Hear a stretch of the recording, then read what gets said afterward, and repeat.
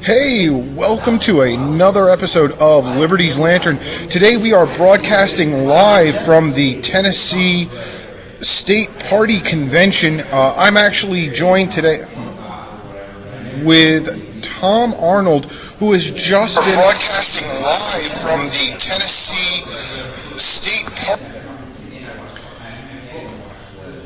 Sorry about that, a little bit of a technical difficulty on audio feedback.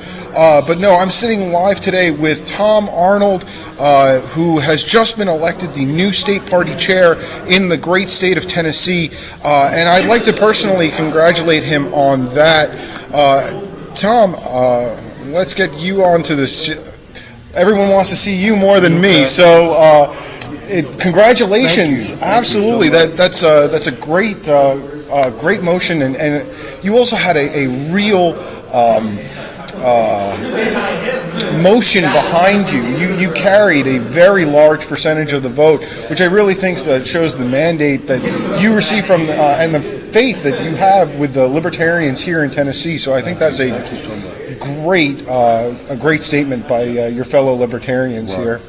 One of the things that you talked about a lot was your ballot access that you have going on in Tennessee. Right, exactly. And just hearing about it, it's really a great paradigm shift for third parties here in Tennessee. And I'd like to really hear more about that. And I'm sure we'd all like to hear about that. Up until 1961, in Tennessee, any party could get on the ballot with just the same access as the R's and D's. As a matter of fact, we've had as many as 96 parties in Tennessee historically. In 1961, as a way to prevent minorities from forming parties, the state legislature passed a bill that would require 30 or a percentage of the governor's race. That percentage now is 34,000 signatures. Wow. And so what we have done is we've written a bill. We've had it sponsored by both Republicans and Democrats in the State House, and we've put that bill forward with a 5,000 signature limit, and that we would have to carry within 6 years 1.5% of a statewide race for votes. And so the thing that's most interesting about the bill is the fact that we've gotten a lot of feedback, negative feedback. The first thing they did was they sent the bill through fiscal review. There was no problem. Okay. Now they have sent it back through fiscal review and put a fiscal note of it. That the fiscal note says that $2,500 per county for us to be, or any third party to be allowed ballot access.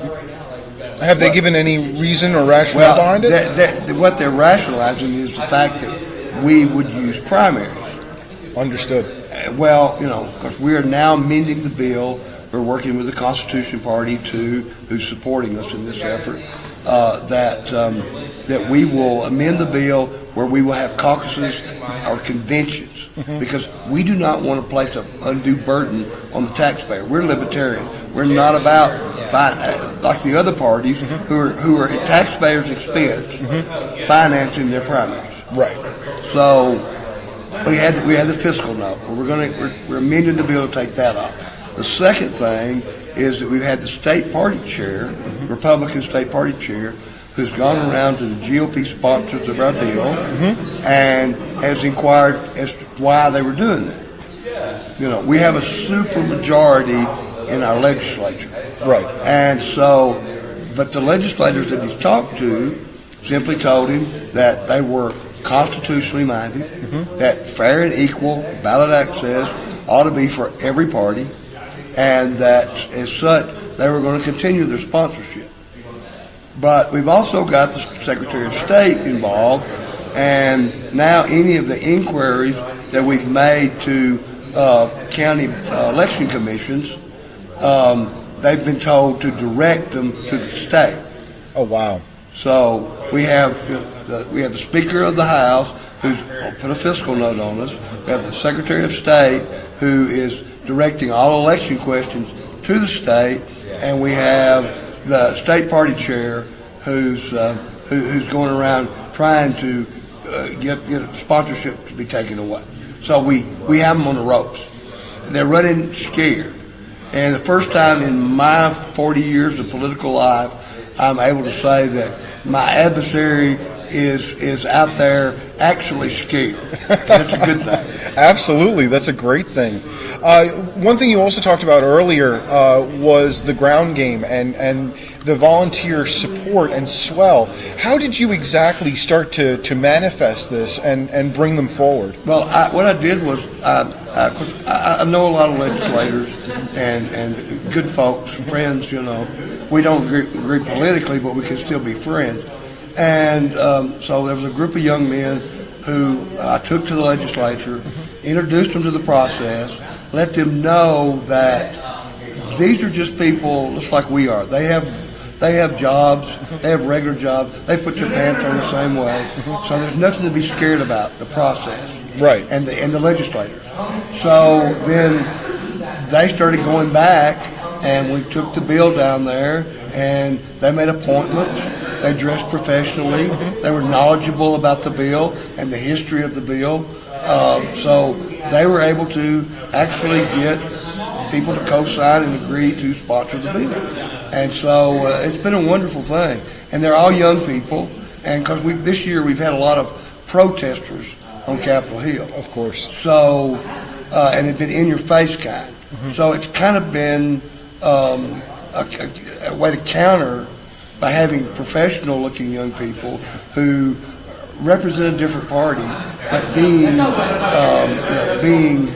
involved in the process and being respectful and knowledgeable against in-your-face protesters. Absolutely, and it's great that you have those types of volunteers to really draw upon, and the fact that they are so professional and can really make the libertarian case and cause so clear, and you've actually swayed party entrenched individuals in Tennessee legislature. We have a great many Democrats and Republicans. We actually probably have enough votes if we could get the bill through committees to the floor, then it would pass. That's phenomenal. Yeah. That's phenomenal, and you can really bring about real third-party change. That's exactly right. And this doesn't just help the Libertarian Party, it helps so many other voices to actually be heard. That's exactly right. That's beautiful. Yeah, and so, because we have a three-pronged attack on this, too, because we're actually actively involved in meeting the deadline of the 35,000 signatures. So we've set up, this past year, we've set up at fairs and Walmarts and just anywhere we could go and actually have about 4,000 signatures that we've actually got that they've been approved by the election commission, state election commission. So we're continuing that battle, and we have until we have almost another year, a little over a year to finish that. So great. So that if our bill fails, we have that. Plus we have the idea that the Libertarian presidential candidate this past year garnered 70,000 votes in Tennessee. Right. Which, by doing that, actually would, if we were L's on the ballot, would qualify us to be major party status. Absolutely. So we have also sent a letter to our Secretary of State, letting him know that, we're knocking in his door too, letting him know that could come too. So we're hoping to avoid a lawsuit. Right. And we're hoping that that reasonable, logical people can say, well, yes, it's time for this to happen. Yes. And 33 other states have ballot access, reasonable, and it's time. So. I also want to ask, let's make the assumption that this bill goes forward and ballot access is actually achieved in the state of Tennessee. You have a term that's 2 years. Do you have any other key points that you want to achieve in your 2 years? Well, of course, building the party. And for me, it's we're working on a bylaws change that would allow more regions in Tennessee, and we feel like that in order to build county parties where you have one or two people, it's kind of hard for them to feel like they're participating.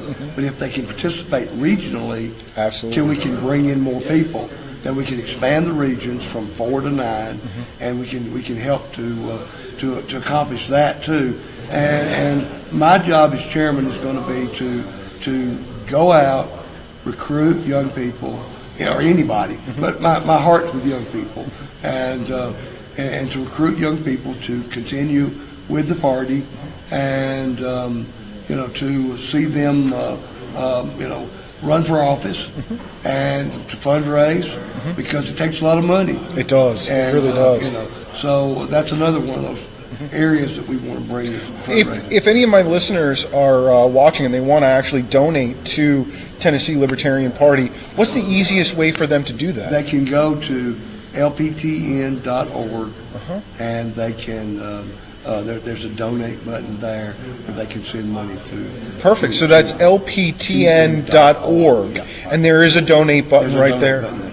Perfect. Yeah. So that's really great. Yeah. Well, Tom, I thank you for taking a few minutes and it's been my pleasure. Glad you came all the way from North Carolina here. Well, it's our pleasure. It really is. It's been great. Yeah. It really is. Yeah. And thank you so much. Tom, thank you so much. You too. So yes, we're once again we're at the Tennessee State Convention. You just heard from Tom Arnold, the newly elected chair here at the at the state. It has been a great time. There's a lot of open discussion, a lot of things going on, and I really applaud every libertarian here in Tennessee for the hard work that you're going and doing on a daily basis, and really making a huge impact and bringing liberty to yet another state. I hope to see that the Libertarian Party is a defined third line on your ballot very soon. Ballot access is one of those things that we really need to talk about a lot more, because if we don't have ballot access in all 50 states, no one is going to be able to vote for liberty in those particular states where we're not an option. So being an option and making sure that we're moving forward and becoming a major player in all 50 states is very important. And what Tennessee is doing and driving forward this action is really at the crux of what the Libertarian Party needs to do. In addition to fundraising, and like Tom said, lptn.org, click on donate right there. Make sure that you help out a fellow Libertarian Party. That's really important too, because none of these actions are very cheap to do. They really do take a lot of money, a lot of time, but they have great volunteers. They have great talent on the ground, but what they need now is also some dollars to back them up. So if it's within your ability, I ask that you go and click on that for them. We're going to be talking about ballot access probably a lot more too, because there's a lot of other nuances that happen on a national level or even on other state levels. So this is a topic that we're not even close to being done covering. And I hope that you've enjoyed this brief snippet into the Tennessee Libertarian State Convention and enjoyed our time with Tom Arnold as much as I have. And I look forward to talking to you on Sunday. We're going to go back to our normal schedule next week. We're going to be talking on Sundays around 2 p.m. Eastern Standard Time. But this week was special, and I wanted to make sure that we broadcast live from here. It really has been a wonderful time. I have met so many great libertarians here and had such great conversations. It's really empowering to hear what other states are going through and how they're overcoming and how they're succeeding. So, live from the Tennessee State Convention, this is Liberty's Lantern. You have a great one. Enjoy your weekend, and we will talk to you next week. Have a great one.